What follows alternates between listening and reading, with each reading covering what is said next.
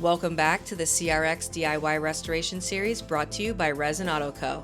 In a previous episode, I discovered this pretty big problem. The nut where the driver's seat bracket bolts into was completely rusted out. So I cleaned the rust off and I enlisted the help of these super nice dudes. One time thing right here. Keep going. I'm going on the lift. Since it's still not running. And Eddy of Genesis Automotive to find a solution.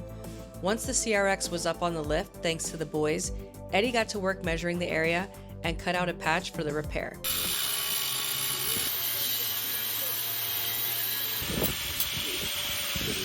Once it was cut out, he marked it up and beat it into submission in order to shape it so that it fit the repair area correctly.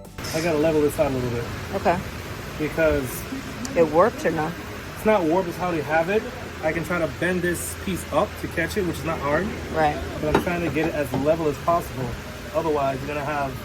Yeah, big gap there. With a few more marks and beating it into submission another time or two, Eddy leveled out the high spots so that the patch would fit more flush.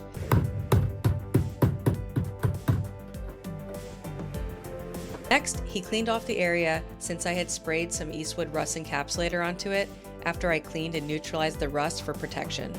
With the area cleaned and prepped, Eddy got to work installing the new nut onto the patch. Speaking of new installations, this episode is sponsored by Build Crew, an all-in-one web app for the project car builder community.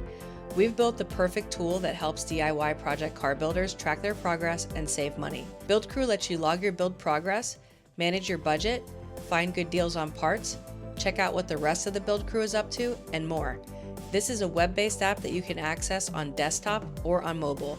To sign up for a free account and check it out, type buildcrew.app into your browser of choice. Alright, back to the CRX. From there, the patch with the new nut installed was welded into place. This took a while, so I sped this up significantly with the magic of editing. Once the new piece was welded in, Eddy grinded down the welds to clean it up and cleared out the threads for the seat rail installation. And since Eddy did not have enough fun yet at this point, the CRX seat rail threw one final task his way. Oh, God, I don't want to pull this whole seat back out. Why not? You don't like pain? I'm like headache.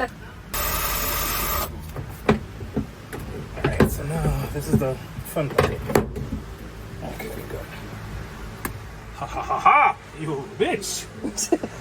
So now, this is gonna be fun. You have a weird idea of fun. Yeah, I do, right? Same as mine though. Get down in here. Perfect. Yeah. Oh, but now it's hitting the bottom part. That's great. Hell yeah. Oh. That's not going anywhere, I feel. No. That's why I gave the shims with it as well. And these seats are comfy AF. Look at that shit-eating smile on my face. Can't wait to drive this thing.